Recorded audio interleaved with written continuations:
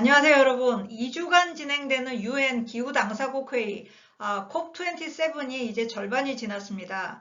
이번 주 금요일에 일정을 다 끝내면서 공동선언문이 채택될 텐데요. 이번 회의의 핫 이슈는 뭐니 해도 로스 앤 데미지입니다. 기후변화 때문에 입은 손실과 피해에 대해서 기후변화의 주범들이 보상해야 한다는 주장인데요. 오늘 스캔에서는 이 얘기를 해보겠습니다. 예, 기후변화 당사국 회의는 각국 정부가 참석하는 연후 국제회의들과는 성격이 좀 다른데요. 보통 정부 차원의 국제회의라고 하면 아젠다 세팅돼 있고 그리고 결론까지 많이 미리 도출돼 있는 경우가 많은데 이 당사국 회의 같은 경우는 어떤 이슈가 나올지 또 이 이슈들이 어떻게 발전할지 알기가 참 어렵습니다. 작년이 좋은 예인데요. COP26에서는 치열한 논쟁 끝에 이 석탄 퇴출에 대한 광범한 인식 공유까지는 도달했습니다. 그래서 선언문에 넣으려고 했는데 막판에 중국과 러시아가 반대를 했죠. 그래서 선언문에서는 이 석탄 퇴출이 아니라 감축으로만 결론이 났습니다. 그리고 회의 일정까지 이거 논쟁하느라고 하루 더 늘어났었죠.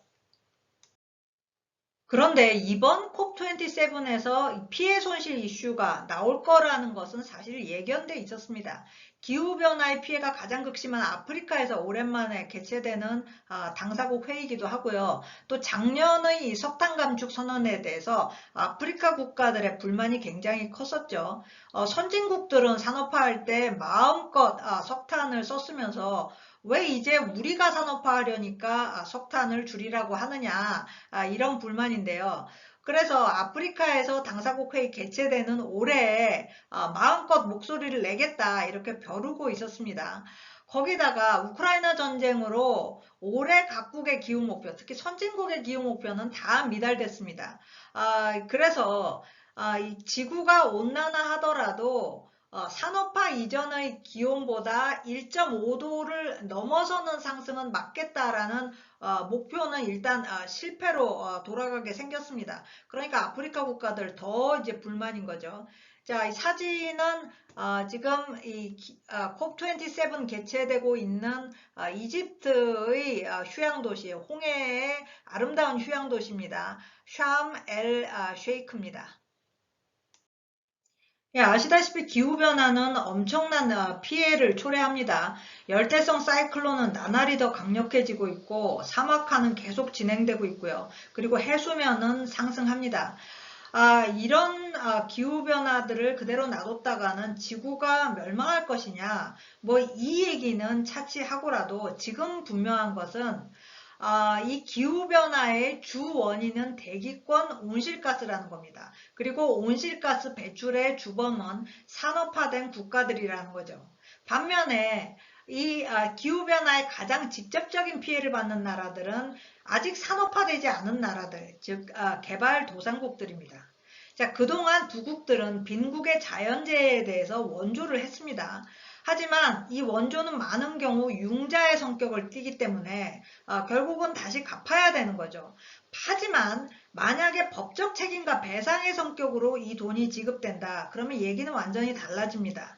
자, 이제는 컴퓨터 모델로 이 자연재해의 어느 정도가 온실가스 때문인지 계산으로 나올 수 있게 됐습니다. 그래서 선진국들은 엄청난 금액의 보상을 해줘야 할 그런 가능성에 직면해 있죠.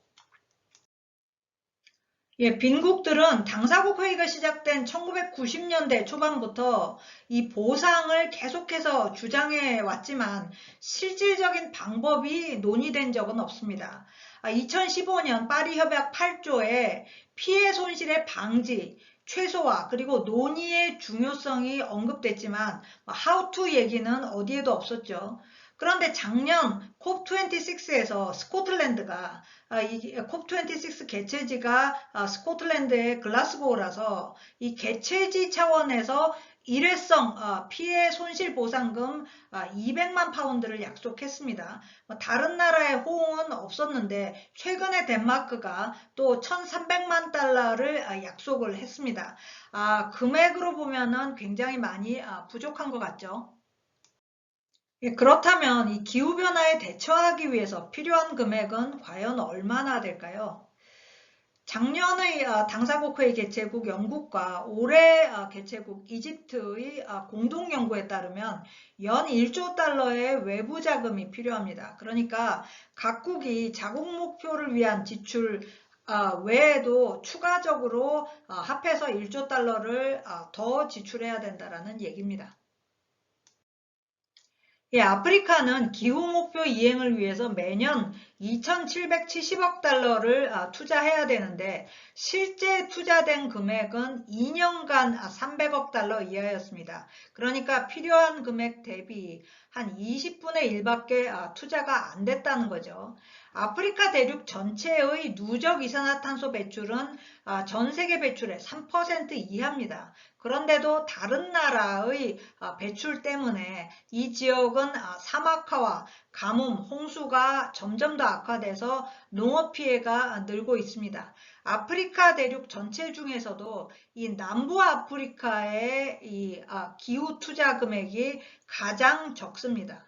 그리고 아프리카와 다른 나라들의 이 기후 투자를 비교해 보면은 아프리카는 대부분이 공적 자금에서 투자가 됩니다. 그런데 이 미국과 캐나다와 비교해 보면은 이 두 나라의 기후 투자는 95% 이상이 민간 투자에서 일어납니다. 극명한 대조를 보이죠.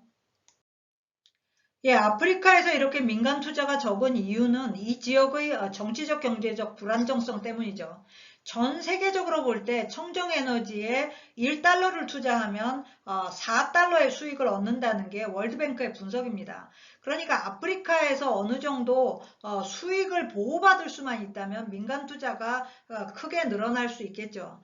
자, 그런데 지금 세계는 탈글로벌화와 신냉전으로 치닫고 있습니다. 국제적 공조가 그만큼 어려워진다는 얘기고, 그렇게 되면 아프리카의 이 기후 정책을 견인해 나가기가 지금도 어려운데 더 어려워질 수 있다는 얘기죠. 자, 내일과 모레 양일간 G20가 열리는데요. 여기서 무슨 얘기가 좀 나오면 좋겠습니다. 자, 오늘의 스캔 여기까지입니다. 고맙습니다.